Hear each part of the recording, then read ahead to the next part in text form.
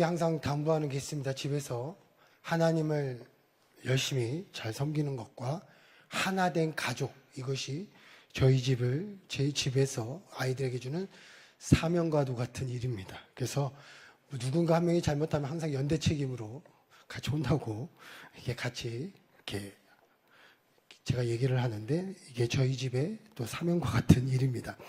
예수님께서 제자들에게 항상 당부하셨던 사명과도 같은 부활하신 후의 말씀이 있습니다. 그 중에 하나가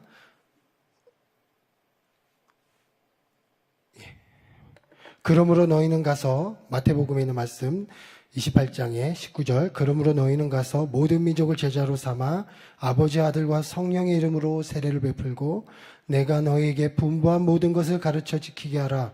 볼지어다 내가 세상 끝날까지 너희와 항상 함께 있으리라. 예수님께서 우리에게 주신 정말 중요한 사명이죠. 약속의 말씀입니다. 제자를 삼기 위해서 가고 세례를 주고 가르쳐 지키게 하라. 이것이 우리에게 주신 사명입니다. 또 사도행전 1장 8절에 누가를 통해서 주신 하나님 말씀이 오직 성령이 너희에게 임하시면 너희는 권능을 받고 예루살렘과 온 유대와 사마리아 땅끝까지 이르러 내 증인이 되리라 하시니라. 하매로 성령이 너희에게 임하시면 증인이 되리라는 말씀입니다. 오늘 읽은 말씀, 마가복음 말씀도 비슷한 말씀입니다. 그래서 이처럼 공통점이 무엇입니까? 복음을 전파해라. 내 증인이 되어라. 성령이 너희에게 임하시면 증인이 되리라. 이것이 우리의 삶의 중요한 방향이고 하나님을 믿는 모든 사람에게 주어진 바로 약속의 말씀이자 우리의 목적과 같은 말씀이 바로 이 말씀들입니다. 그러나 새로운 길에 갈 때 있어서 우리는 항상 두려움이 있습니다. 사명을 알지만 우리에게는 두려움이 있습니다. 오늘 부활하신 예수님께서 제자들을 만났습니다. 엠마오에서 또 제자들을 만나고 마리아를 통해서 예수님이 부활하심을 말씀하셨을 때 제자들에게 그들이 소식을 전파해 주었습니다. 그런데 그들이 믿지 못한 거예요. 더군다나 예수님께서 앞에 나타나시니까 더 두려워해서 믿지 못하는 겁니다. 정말 예수님이 맞는지 확인하고 싶고 또 확인하고 싶은 것이 제자들의 마음입니다. 그래서 14절에 이렇게, 오늘 읽은 말씀 14절에 이렇게 말씀하십니다. 그 후에 11제자가 음식을 먹을 때 예수께서 그들에게 나타나사 그들이 믿음 없는 것과 마음이 완악한 것을 꾸짖으시니 이는 자기가 살아난 것을 본 자들의 말을 믿지 아니함이더라. 그들이 부활하신 예수님을 그토록 오래 따라다녔지만 그들 앞에는 경험하지 못한 부활의 예수님이 나타난 거예요. 자신의 삶 가운데 죽었다가 살아난 예수님이 나타나니까 이게 진짜 귀신인지 아니면 정말 예수님이지 뭐 영적 존재인지 전혀 모르니까 예수님에 대해서 찔러보기도 하고 또 예수님에 대해서 만져보기도 하는 등의 그 모습을 보인 겁니다. 그러니까 예수님이 어떻게 말씀하세요? 그들의 믿음 없는 것과 믿음이 완악한 것에 대해서 꾸짖으신 예수님의 모습을 우리가 말씀을 통해서 볼 수 있는 것이죠. 우리는 경험한 것은 다 믿습니다. 그렇지만 경험하지 못했던 것은 참 믿기가 어렵습니다. 그래서 우리는 과거는 쉽게 돌아봅니다. 과거에 이랬으니까 이렇게 하면 되지. 우린 다 항상 과거를 경험 삼아 하기는 쉬워요. 그러나 미래는 모릅니다. 그래서 우리는 미래에 대해서 항상 불안하고 아무도 모르는 광야 같은 미래의 길을 간다는 것은 더욱더 두렵고 어려운 일이죠. 저도 이렇게 가보지 못한 외국이나 어디 곳에 가면 두렵습니다. 입국 수소부터 겁나기 시작해요. 그래서 앞에 사람들을 막 보면서 이 사람들이 어떻게 통과하는가 유심히 쳐다봐요. 한편은 또 미국에 갔더니 미국에서 막 영어로 물어보는데 못 알아듣는 거예요. 그래가지고 나중에는 통역까지 부를 정도로 입국 수속에서 문제가 왔는데 너무나 두렵습니다. 해보지 않는 것에 대해서는 두렵죠. 더군다나 예수님께서 이렇게 사명에 대한 말씀을 하실 때 우리가 아는 것에 대해서는 어떻게 해보겠지만 알지 못하는 것에 대해서 우리가 나아갈 때는 너무나 두려운 것입니다. 저도 처음에 행정에 대한 일들을 할 때는 너무나 두려웠습니다. 혹시 내가 실수를 해서 빵꾸가 나면 어떡하지? 마이너스가 나면 어떡하지? 혹시 실수해서 문제가 생기면 어떡하지? 두렵기만 했습니다. 코로나 이후에 만난 분이 계셔요. 이제 만난 분이 계시는데 마스크를 쓸 때는요. 제가 막 자신 있게 얘기했습니다. 그런데요. 마스크를 벗고 만난 거예요. 얼마나 이게 서먹서먹해지는지 서로 마스크를 벗는 순간 새로운 얼굴을 보게 되니까 새로운 경험을 하게 되는 거예요. 그래서 어떻게 말할지 몰라서 계속 그랬던 경험이 일어납니다. 이처럼 우리가 처음에 만나는 사람이거나 어떤 일로 인해서 다시 만나야 될 사람이거나 하면 너무나 두렵고 어렵죠. 주님의 사명에 관련된 일이라면 더욱 어려운 것이 현실입니다. 이거 마찬가지죠. 이 새로운 땅에 들어가는데 어떻게 증인이 될 수 있을까요? 또 더군다나 이 제자들의 입장에서 부활하신 예수님을 만날 때 이게 진짜 부활의 예수님인지 너무나 믿음이 가지 않는 것이죠. 그러니까 이 모습입니다. 이런 제자들을 향해서 예수님께서 요한복음 20장 29절에 이렇게 말씀하십니다. 예수께서 이르시되 너는 나를 본고로 믿느냐? 보지 못하고 믿는 자들은 복되도다. 도마를 통해서 주신 제자를 향한 말씀인 거예요. 나를 본고로 믿느냐? 네가 너희들이 진짜 만나보고 손가락 찔러보니까 믿느냐? 보지 못하고 믿고 가는 자들이 정말 복되도다. 지금까지 내가 경험하지 못했지만 보지 못했지만 앞으로 광야 같은 인생길, 좋은 인생길, 어떤 인생길이지만 그것을 보지 못했다고 해도 내가 믿으며 걷는 자에게는 진짜 하나님의 복이 너에게 함께 하신다고 말씀하셨다는 사실이죠. 보지 못하고 경험하지 못했지만 우리가 보지 못하고 경험하지 못한 길이지만 우리가 그걸 믿고 나갈 때 하나님의 일이 일어난다는 사실 우리가 믿고 나가야 될 줄 믿습니다. 바로 하나님께서 말씀하시죠. 보지 못하고 경험하지 못했지만 믿을 때 일어납니다. 그렇다면 어떤 역사가 일어날까요? 첫 번째, 그 길을 갈 때 하나님께서 역사를 일으켜 주십니다. 15절에 이렇게 예수님께서 우리에게 이렇게 지상 명령의 말씀을 마가복음을 통해서 우리에게 말씀하십니다. 또 이르시되 너희는 온 천하에 다니며 만민에게 복음을 전파하라. 예수님께서 가장 중요하게 여긴 사명이 바로 선교적 사명이에요. 복을 전파하는 것이죠. 우리가 생각하는 이 복이 단순한 복이 아닙니다. 바로 예수님을 증거하는 증인으로서의 그 복음입니다. 복음이에요. 이 복음을 전파하라. 복된 소식이죠. 하나님께서는 구약시대에 아브라함에게 이런 약속의 축복을 하셨어요. 가라. 그리고 이런 축복을 하십니다. 창세기 12장 3절에 너를 축복하는 자에게는 내가 복을 내리고 너를 저주하는 자에게는 내가 저주하리니 땅의 모든 족속이 너로 말미암아 무엇을 얻을 것이요? 복을 얻을 것이요. 하나님의 복, 우리에게 주신 그 복, 바로 구원의 복, 하나님을 믿고 하나님의 사람이 되는 그 복이 참된 복인데 그 복을 누구를 통해서? 아브라함의 후손을 통해서 주신다는 거예요. 그러니까 모든 민족을 만날 때마다 너를 통해서 하나님의 복이 임한다는 거예요.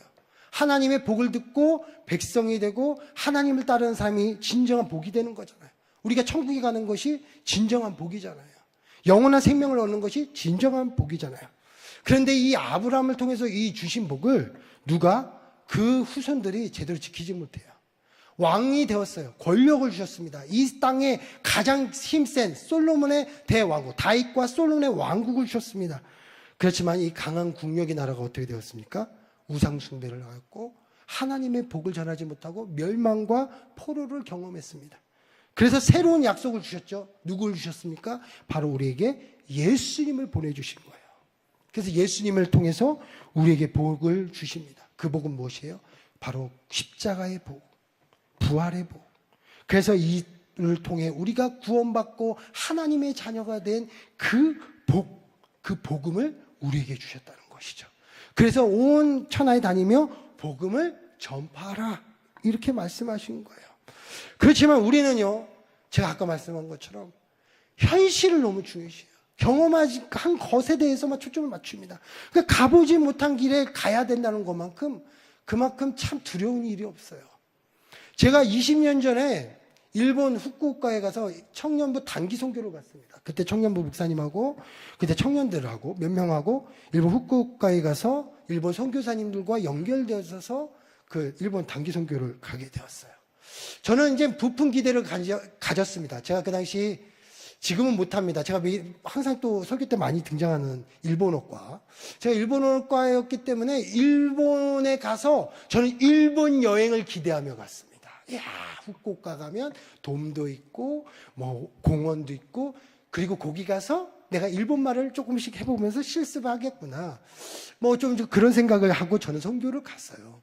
근데 갔는데 선교사님과 연결을 되더니 저는 관광이 아니더라고요. 그때 처음으로 제가 선교 여행을 갔는데 어느 대학교를 가는 겁니다. 그곳에 가서 팀을 짜주시는 거예요. 그때 여자 선교사님 두 분이 계셔가지고 그 선교사님과 팀을 이뤄서 처음에는 따라다니면서 봤습니다. 무슨 말인지 하나도 못 알아듣겠어요. 일본어로 막 하시는데 뭔 말인지 하나도 모르겠어요. 그런데 갑자기 그 다음날 다른 학교를 가더니 일본어까지 저에게 청년 한 명 붙여주면서 저보고 팀을 하라는 거예요. 두려움이 밀려오기 시작하니 두려움의 멍에를 벗는 게 아니라 두려움의 멍에를 이따만큼 지면서 제가 가기 시작하는데 제발 제 앞에 아무도 나타나지 않기를 원합니다 하면서 제가 얼마나 잘 피해 다니는지 그 대학교의 매점을 돌아다니면서 막 구경을 하기 시작했습니다. 그런데 하나님께서 감동을 주시는 한 사람을 보이게 하시는 거예요. 저 사람을 만나라. 주여, 저 사람을 피하고 싶습니다. 젊은 남자인데 그러더니 옆에 있는 청년이 그때는 형님이죠. 형, 안 가요? 갔습니다. 어떻게 해요? 가야죠. 갔는데 사형리를 꺼냈습니다. 일본어로 된 사형리를 한데 연습을 했습니다. 미리 한국에 오기 전에 연습을 했지만 두려움의 멍에가 밀려오면서 이걸 어떻게 할지 모른 거예요. 근데요, 그때 딱 말을 떼어는 순간부터 놀라운 방언이 터지기 시작합니다. 생각나지 않은 일본어 단어가 막 생각나면서 구다사이, 춥다마떼 구다사이, 고래와 막 하면서 막 나오기 시작하는 거예요. 진짜로. 안 나오는 단어가 1학년 때부터 제가 그때 배웠던 단어들이 막 생각이 나더니 막 나오기 시작합니다. 그 다음에 나중에 영적 기도까지 했어요. 뭘로? 일본어로. 그런데 끝나고 난 다음에 다시 잊어먹었어요.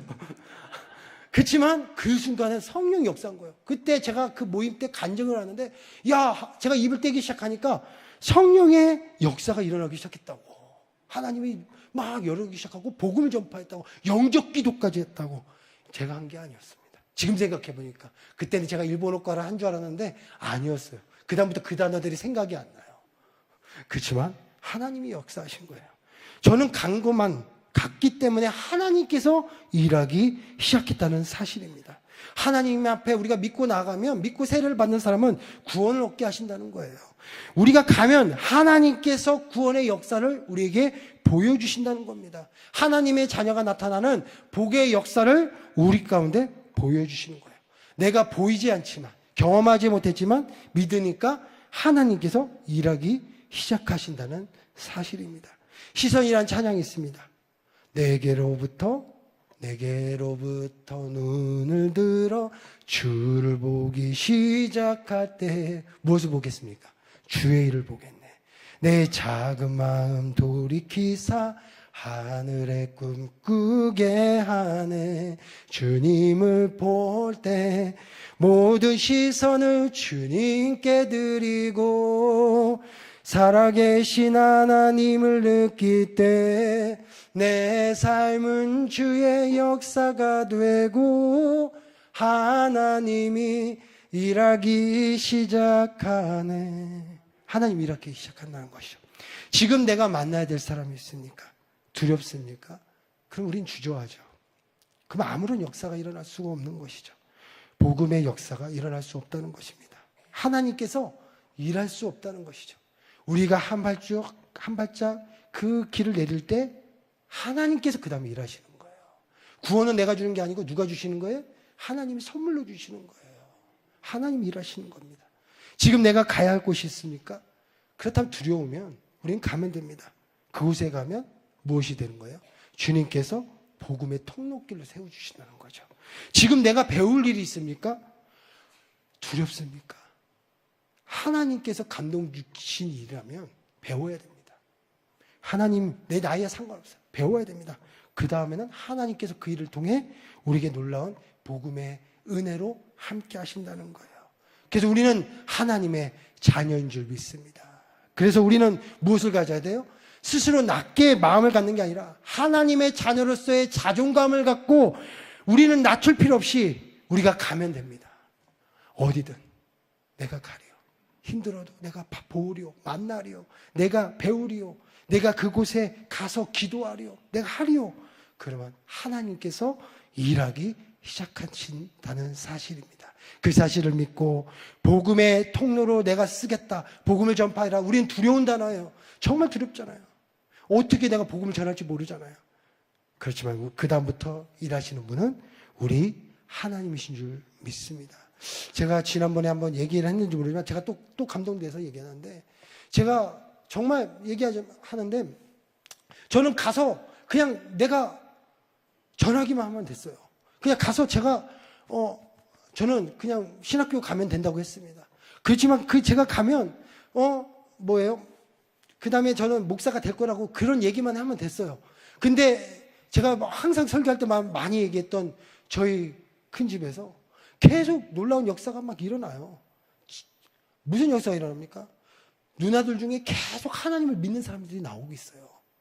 저는 그걸 보면서 항상 느껴요. 저희 큰 집이 정말 하나님 앞에 믿을 수 없는 철옹성과 같은 그 집이었어요.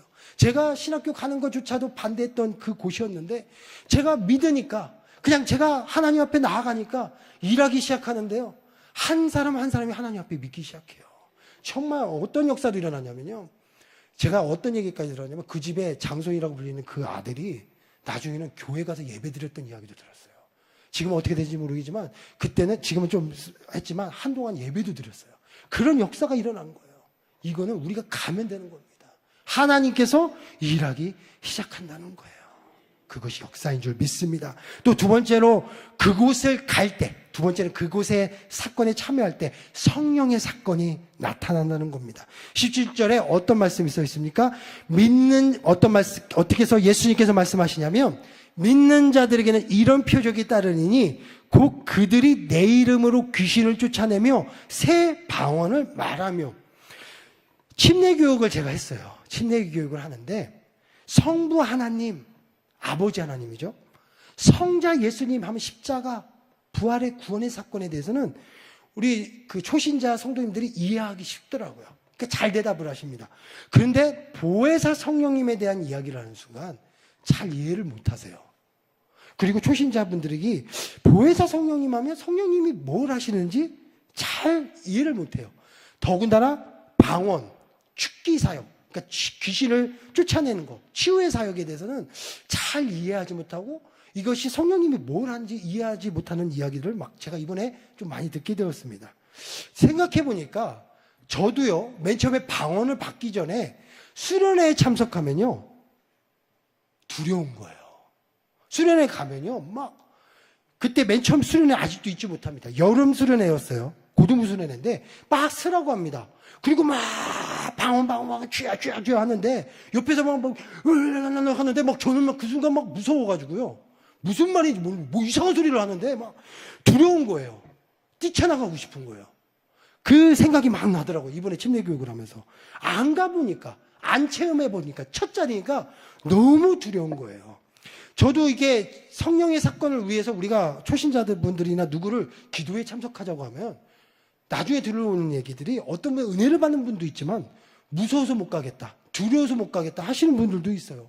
왜 이렇게 소리가 큰지 모르겠다. 처음에 왔더니 왜 이렇게 소리가 큰지 모르겠다. 두려운 거예요. 왜냐하면 새로운 경험하지 못한 것에 대한 두려움, 새로운 통성기도의 그 모습에 대한 그 부담감이 그들 가운데 자꾸 들어오기 때문입니다. 마찬가지죠. 우리 가정교회에서도, 우리 가족 가운데서도, 우리 자녀 가운데서도 성령의 능력, 성령님을 체험시켜주고 싶어서 우리가 성령 세례의 사건, 성령의 충만함의 사건을 위해서 우리가 자꾸 자리에 초대합니다. 말씀 듣는 자리, 아니면 수련회. 그렇지만 어떨 때는 반대가 심하거나, 어떤 사람은 나는 그런 자리 안 가 하면서 들을 때 우리는 어떻게 합니까? 저 사람은 저기로서 한계구나. 그러면서 우리가 성령의 사건에 체험시키는 것에 대해서 포기하는 경우가 너무나 많이 있죠. 우리가 아이들이 수련회 갈 때가 되면 아이들과 싸움이 일어나는 가족들도 있어요. 안 간다, 간다, 나는 가기 싫어, 가. 우리가 이거 갖고 막 싸워요. 수련회 가면 저녁 집회 때 계속 앉아있자, 계속 그래요. 그러면 우리는 어떡합니까? 어떤 부모님 그 싸우는 게 지쳐서 포기하고 가지 마. 그냥 뭐 네 하고 싶은 대로 해. 포기하는 경우도 많아요. 그런데요, 어느 순간 어떤 수련을 해서 그 아이가 변화될지 몰라요. 어떤 순간 어떤 부흥에서 그 사람의 성령의 체험을 할지 모릅니다. 어떤 수련, 저도 이때는 여름 수련 때는 은혜를 방언도 못 받았어요. 그냥 옆에서 막 자꾸 이렇게 기도하니까 무서워서 저도 그냥 랄랄랄라 막 했어요. 그냥 진짜로 랄랄랄라. 그러니까 통과하시더라고요. 그래서 저는 그렇게 했어요, 진짜로. 근데 그 다음 겨울수련 때 성령이 충만함이 느껴지는지 그때 성령이 체험을 하게 되는데 그 순간 제가 그 수련에 가기 싫었거든요. 갔으니까 은혜를 받는 거예요. 어떤 곳에서 하나님의 성령의 사건이 일어날지 모르는 거예요. 그래서 우리가 자꾸 초대해야 됩니다. 성령의 자리로 초대해야 돼요. 포기하면 안 돼요. 그곳에 성령의 사건으로 내가 아직 체험하지 못한 성도님이 있다면 우리가 가야 돼요. 말씀의 자리로, 성령의 자리로 계속 가야 돼요. 만일 우리 주변에 그런 성도님이 계시다면 초대해야 돼요. 자꾸 오게 해야 돼요. 그래야 그 속에서 그곳에서 그 놀라운 사건을 체험해요. 아무리 성령님 우리가 설명하려고 해도 설명이 안 돼요. 돕는 성령님 말로 설명이 안 돼요. 날 어떻게 할 수가 없어요. 정말 그 사람 어느 순간 임하시는 성령의 선물을 받아야 돼요. 그거는 어느 자리에서 일어날지 모르는 겁니다. 길을 걷다가 일어날 수도 있고요. 잠자다가 체험할 수도 있고요. 그건 모르는 거야. 그래서 우리가 자꾸 초대해야 됩니다. 제가 엊그저께 우리 목회자 수련회 때 송기철 장로님이 오신 거예요. 송기철 장로님이 오셔서 성령에 대한 세미나를 하는데 갑자기 이제 끝나고 한 분씩 나와서 기도를 받으러 가는 거예요. 그래도 이쪽 자리에 막 목사님들이 다 올라오는데 순간 쭈삣쭈삣했습니다.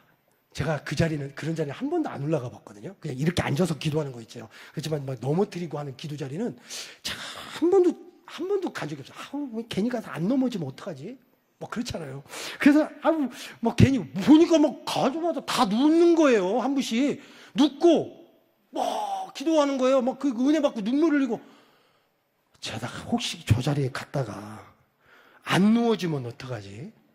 또 혹시나 이게 막 하다가 나 혼자 막 풋풋하게 서 있으면 막 아무런 감동이 없으면 어떡하지? 의심이 드는 거야.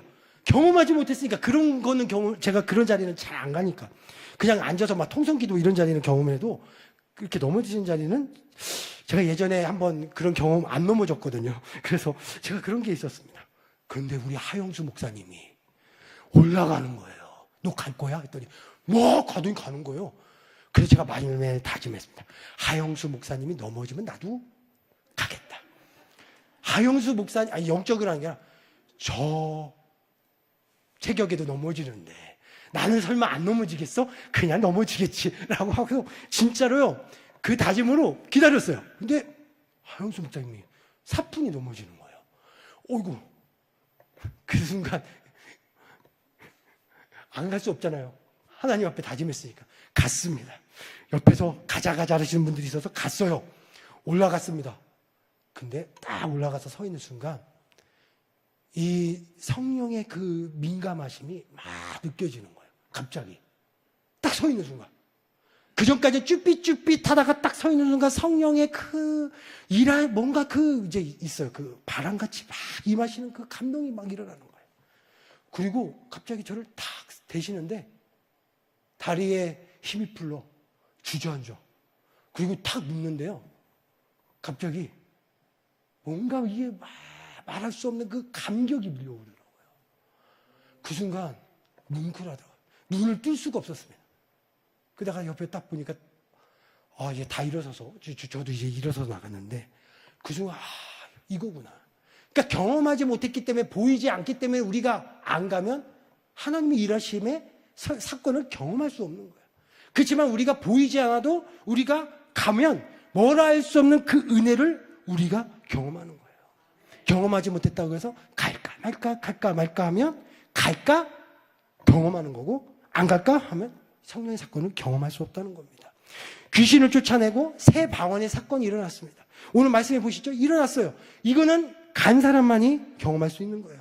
마가의 다락방에 참석한 제자들이 120명입니다. 그때 예루살렘에 남아서 예수님이 말씀하신 거예요. 부활하시고 승천하시고 이제 내가 그 땅에 그러니까 40일 후에 부활하신 후 40일 후에 하늘로 올라가시면서 그때 제자들에게 명령을 내려요. 예루살렘에 가서 뭘 해요? 그곳에서 기다려라. 성령이 임하시는 것을 경험한다고 말씀하셨어요. 그때 120명의 제자들이 그곳에 가서 기다렸습니다. 근데 그때 어떤 상황입니까? 예루살렘이. 예수님을 믿는 사람들은 가차없이 잡아서 감옥에 넣는 생활이에요. 죽을 수 있는 상황입니다. 예수님을 따르던 사람이 얼마나 많았겠어요. 그지만 그 많은 사람은 다 떠나가고 남은 사람이 120명이에요. 120명이 그 자리에서 기도 참석했습니다. 10일 그 며칠은 모르지만 그 마가의 다락방에서 얼마나 기도 소리가 컸겠습니까? 목숨을 걸고 기도한 거예요. 성령을 사건을 경험한 거예요. 어떻게 될지 모르는 목숨의 위기 상황 속에서 계속 기도한 거예요. 기도 소리가 새나가면 어떻게 되겠습니까? 죽을 수도 있는 상황이에요. 근데 기도했습니다. 예수님을 따르는 사람들 가차없이 죽일 그 살얼음판 같은 곳에서 기도한 거예요. 그랬더니 어떤 역사가 일어났어요? 경험하지 못한 그곳에서 어떤 성령님이 올지 몰라요. 하늘에서 임할지 아니면 성령님이 예수님처럼 나타날지 몰라요. 그곳에서 기도했더니 성령의 사건을 경험한 겁니다. 그 놀라운 성령의 기적을 경험하게 됐다는 사실이죠. 기적은 간자만이 체험하는 거예요. 18절에 뱀을 집어올리며 무슨 독을 마실지라도 해를 받지 아니하며 병든 사람에게 손을 얹은즉 나으리라 하시더라. 뱀을 집어올리는 것도 기적 같은 일이죠. 근데 이 뱀 같은 마귀예요. 마귀 같은 것을 집어올리는 그 일이에요. 마귀가 누굽니까? 마귀와 대적하는 것은 너무나 어려운 겁니다. 너무나 우리 삶 가운데 끊임없이 우리를 방해하는 겁니다. 특별히 은혜 받으려고 하는 사람에게는 더 나타난 것이 마귀의 장난이에요. 은혜를 자꾸 깎아내려고 생각지 못한 곳에서 사막에서 공격합니다. 은혜 받고 가면 더 공격당해요. 그게 참 이게 너무 힘든 일이 너무 많아요. 그래서 우리가 막 포기할 때도 많습니다. 그런데 우리는 이길 수가 있어요. 뱀과 같은 마귀라고 할지라도 독일지라도 해를 받지 않을 수 있는 이유가 하나가 있습니다. 우리 대장 되신 예수님께서 이길 방법을 아시고 우리와 동행하시면서 늘 함께 가시기 때문에 우리가 이길 수 있는 거예요. 그 바로 주님을 우리가 믿는 것이죠. 그래서 우리는 믿고 나가는 겁니다. 성령의 사건의 자리에 자꾸 가야 됩니다. 또 병든 사람을 놓고도 우리가 계속 기도하는 거예요. 손을 놓고 우리는 기도해야 된다는 사실입니다. 목사님께서 요즘 계속 우리가 예배 때 기도할 때 손을 들라고 하니까 손을 드는 게 아니라 그래요. 하나님께서 함께 하신다면 저분의 병이 나을 줄 믿습니다. 치유의 기적이 많이 나타나는 치유의 은사가 나타나는 분들이요. 공통점이 있습니다. 치유의 기적을 체험하신 분들이 치유의 은사가 많이 나타나요. 왜 그러냐면 하나님 안에서 치유를 경험했기 때문에 담대히 치유를 선포할 수 있기 때문에 치유 은사가 나타나는 거예요. 우리가 믿음으로 치유를 선포하고 병든 자들 놓고 기도할 때 우리 가운데 어떤 역사가 일어나요? 바로 하나님 앞에 진짜 낫는 기적이 우리 가운데 일어난다는 사실이죠. 보이지 않는다고 해서 우리가 믿지 않는다고 해서 의심된다고 해서 우리가 믿지 않아야 하면 아무런 역사가 일어날 수 없다는 사실이죠. 오늘부터 우리가 병든 자를 놓고도 믿음으로 선포한 우리 모든 성도님 되시길 축복드리겠습니다. 베드로가요 성령 체험을 했을 때 우리가 중요한 사건이 있어요. 그가 수천 명이 전도되어진 사건도 있었지만 더 놀라운 그 후에 일어나요. 성령의 사건을 경험한 이후에 그 다음에 그는 아무것 자신 스스로 경험하지 못한 일들을 경험해요. 그 전까지는 그가 아무리 병든 자를 기도해도 병이 고쳐지지가 않아요.